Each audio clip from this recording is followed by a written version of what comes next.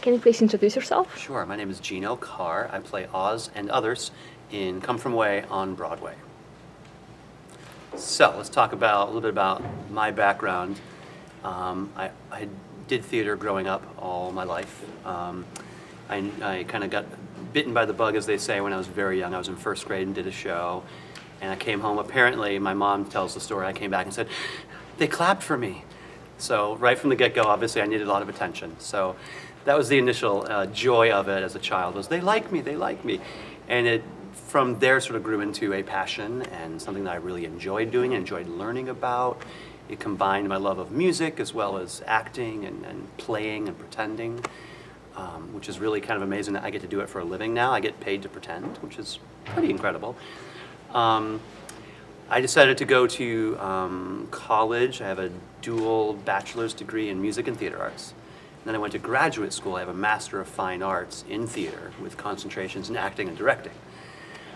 So since undergrad, I've basically worked as an actor or director or educator, or sometimes all of them at the same time, all over the United States. And it's been kind of incredible for me, as a lot of people think, well, if you're an actor, you're just an actor, or if you're not working, you're a waiter, or you're doing temp work, and that is often the case.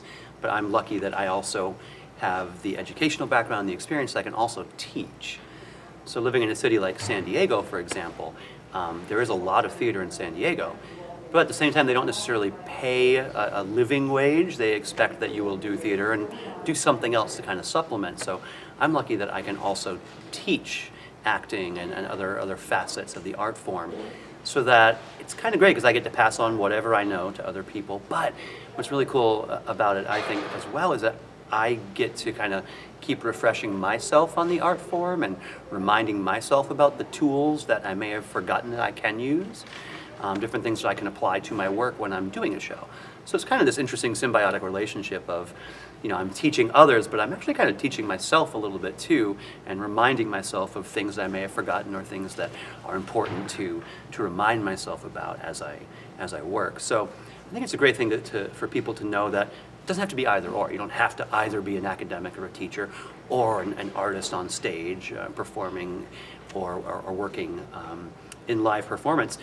You can do both, sometimes at the same time, and it can be very beneficial both to you as well as the people that you're working with, because you're sort of keeping the educational juices, the artistic energy flowing, which kind of, I think, can be a very positive thing and very helpful. How do you find balance between your job and your personal life? Yeah, it can be tough sometimes. I have a lovely wife of 15 years, and I have a 3-year-old boy. And sometimes that can disrupt your life in ways, because you don't always necessarily get to do what you need to do or you think you need to do to prepare for a show. What's great about Come From Away is we've all been doing it together for so long. We kind of say in the biz, it's like in your body. So that sort of means, you know, you feel pretty comfortable doing it when you're feeling 100%, when you're feeling 80%, when you're feeling 60%. You figure out ways to make it work. So I would love to get 8 or 9 hours of sleep every night. With a 3-year-old, generally speaking, that's not how much sleep I get.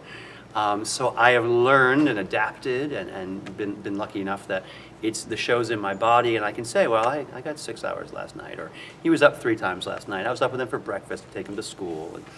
And it can be a little bit of a challenge because you get into the mindset as an artist that everything needs to focus on your show that night. And you do need to find ways to keep the energy that's appropriate and pace yourself throughout the day and save your voice and all those things so that you can give as much as you can to the show every night. But that isn't everything. That's my job. I also have the personal life where I have to give energy to my family and my friends and the world around me. So it can be an interesting balance because you can't always give 100% to everything. But I guess no other job, people don't do that either. You know, people go to work 9 to 5 and they have to do what they have to do to get their day at work and then also come home and take care of their family at night. So it's not that much different. It just happens to be that I'm sort of running around on a stage for a couple hours as opposed to sitting at a desk and typing and working. So it can be difficult sometimes, but I find it very rewarding, and I love being able to be, you know, with my son a lot of the time during the day and just come do the show 8 times a week. I mean, that's pretty lucky compared to a lot of people who have to work much longer hours. and miss that time, that quality time with their kids. So I feel very blessed that it's worked out that I can have the balance, which is great. And how frequently do you have to travel because of your work? Oh, yeah.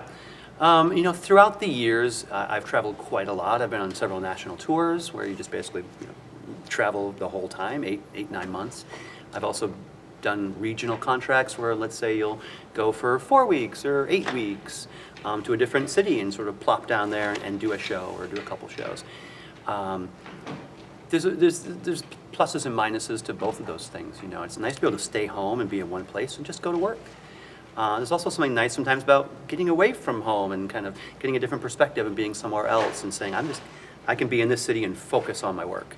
So I don't have to mow the lawn at home. I don't have to, do the normal day-to-day household things that you would have to do at your own home. So it's kind of an interesting thing to think about, to do both. A lot of people would say, I don't want to travel anymore, or I'd prefer to travel. I don't like to be home. I hate New York City. I want to get out of the city. Each person's a little bit different, but it can also be tough on the family. The last 2 Christmases I haven't gotten to be with my wife and son because my wife is also an actress and she's been off doing a show, and he ended up being with her for those two years, and I was here doing this show and a Christmas morning, just wah wah. But we always celebrated Christmas a few days later, so it wasn't completely bereft of holiday cheer. But there are sometimes sacrifices that you have to make. For this show, we went to Washington, D.C. for several months. We went to Toronto for, several months. So sometimes you have to kind of go where the work takes you and then find ways to make your personal life and your work life match up. And it can be an adventure. It can be a little lonely sometimes, but it's also kind of fun to be like, I got to go live in Toronto for 2.5 months. It's very cool. So traveling it can be tiring, but it can also be a great excuse to get out of your norm and do something fun. What do you wish you knew when you were starting out? I wish I knew when I was starting out that there's no correct path as an artist. And by that I mean a lot of other jobs or professions are sort of often a career ladder, as they say, or certain steps, and you have to go get this degree, and then you have to do this, and you have to write this many papers, or you have to take this, competency exam, and you have to be a resident here. And with the arts, it's very different because you may have had no official, education, and you may be incredible at what you do. You may show up on the first day of a movie, and you're like a big star. There are also people who go to school for years and years and years, and just for some reason don't click. They don't get the career that they want. So it's important, I think, to remember as an artist that you have to kind of enjoy the ride. You have to enjoy walking down that path as an artist, as opposed to always going, where's my destination as an artist? A lot of people will set goals for themselves, and that's totally great to set a goal, but at the same time, that shouldn't be at the cost of enjoying what's happening, getting to that goal. And sometimes people, especially like in New York City, where it's just, there are so many actors and so many people who want to be in the arts here. And they're they're desperate for it. And they might not be able to have the opportunities they could if they went to a smaller town and got to work and do other shows and build up their resume and then come back. So I think it's important for young artists to know that A, there is no correct path. You have to kind of pick and choose as you go, but B, it's also important to create your own work. If you're not getting what you want, if you're not finding the opportunities that you want, get together with friends and read plays. Get together with friends and create an improv troupe. Find different ways to exercise your artistic muscles. And it's also great because you work with other people and you get to help each other develop your talents and your skill sets and create opportunities for yourself. So I think that would be great to know as you're picking any kind of art as a career is there's no straight line, there's no set path, but have fun creating your own path as you go. And what do you think is the most common misconception about what you do? As an actor? A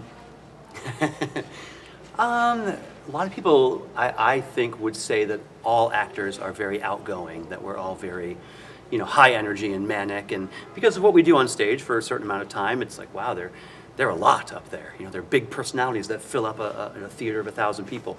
But I would guarantee you that the vast majority of the actors in the world are introverts.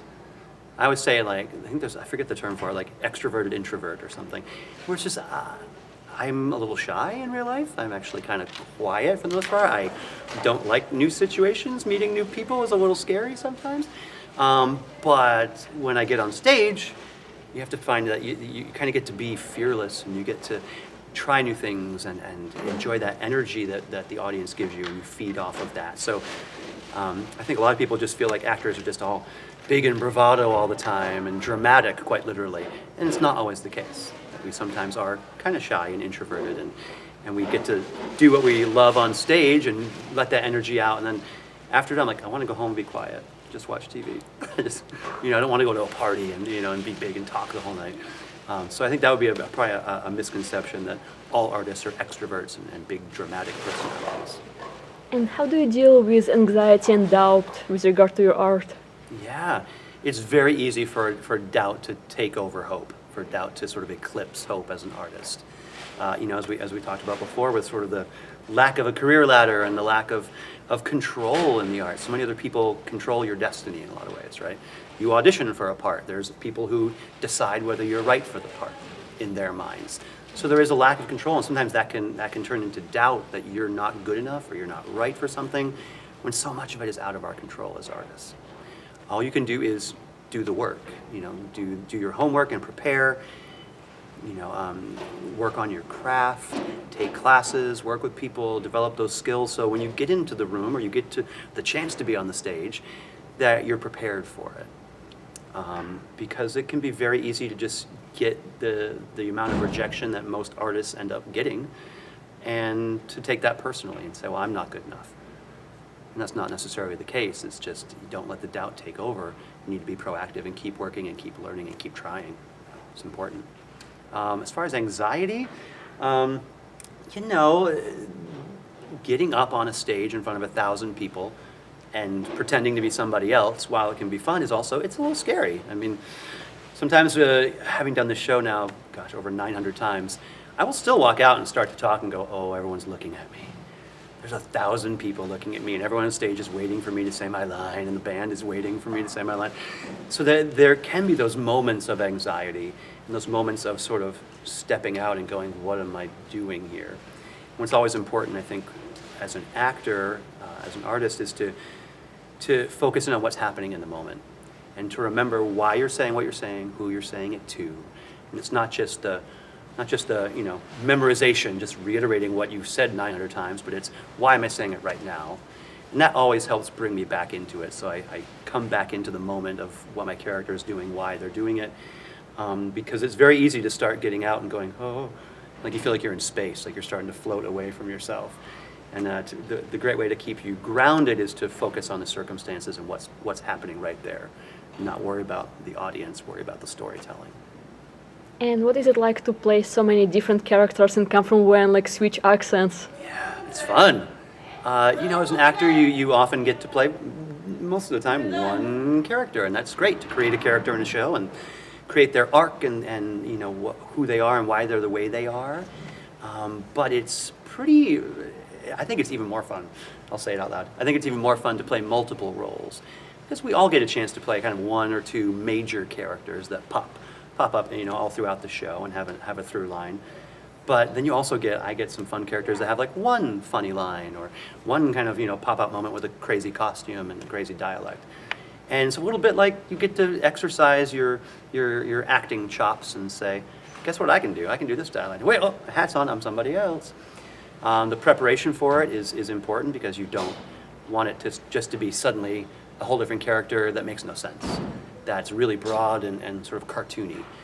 Chris Ashley was very adamant about us as we created this show that each person, even though they may have one line on a plane or one line in a customs immigration line, they're all real people.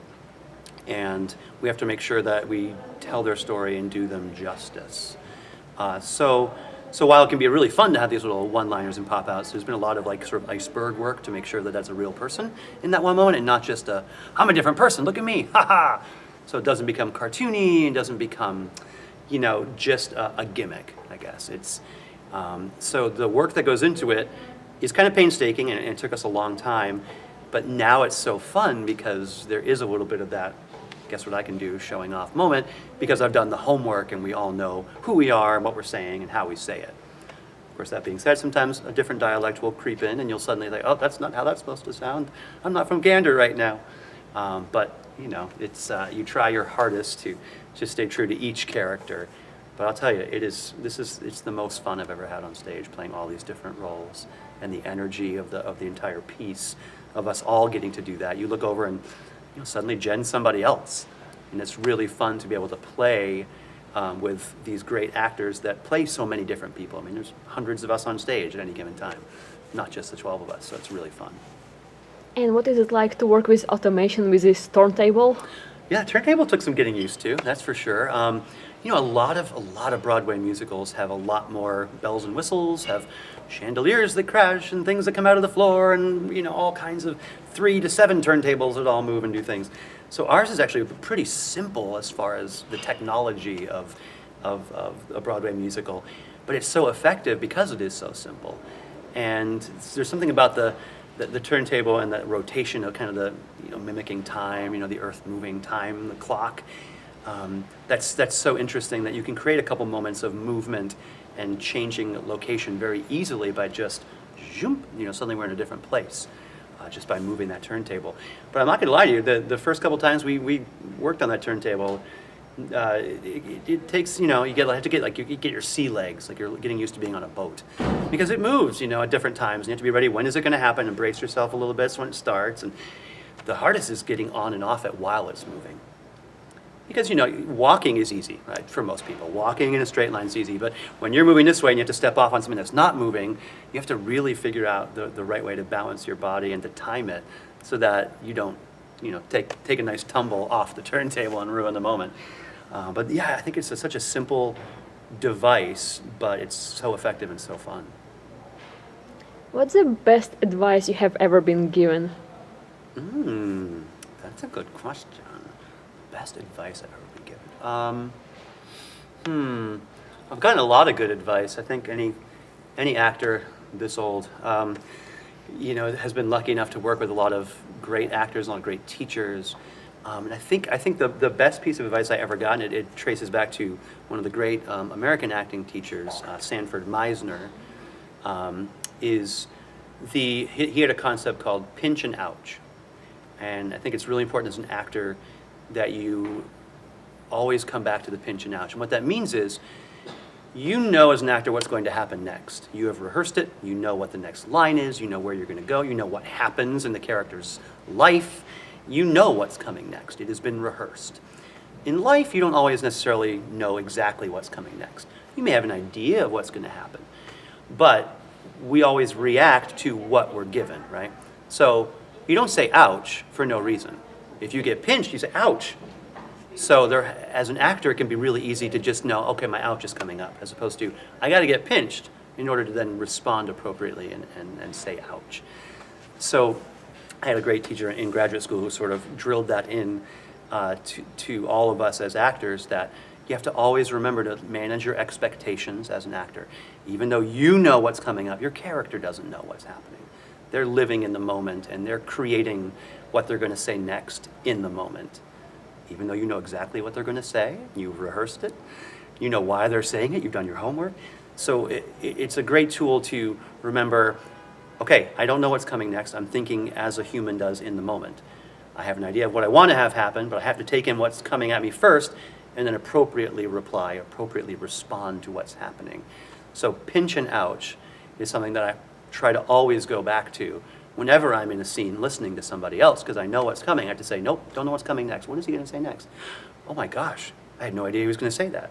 So it's sort of managing your expectations as a part of the craft, and remembering that don't say ouch unless you get pinched. Is there anything else you would like to add? I mean, this piece, I know you've done other interviews about it, and it's just such a special piece. I'm so glad that this is not only, you know, being preserved, but, you know, the story of Newfoundland and the story of the kindness and of the people. I think it's just so amazing that such a wonderful place that not many people really know about has really quite literally been put on the map in such a big way. And it's such an honor to tell this story 8 times a week, and now for 3.5 years of my life. And I'm just glad that I get a chance to share a little bit of my insight, not only as an actor, but as someone who's helping to tell this story every night, that I get to share it with for forever, for eternity, for all time. Well, thank you very much. My pleasure. This Thank is the you. end of the interview.